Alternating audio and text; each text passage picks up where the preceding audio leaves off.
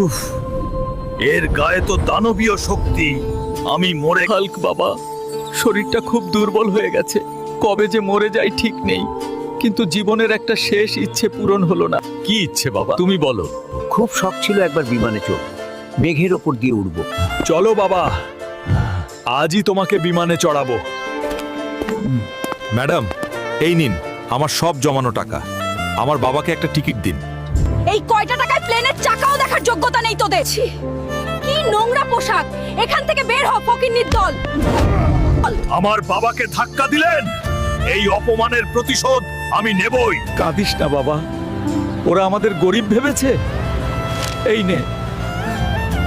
এটা কি বাবা? এটা দাদুর আমলের নকশা।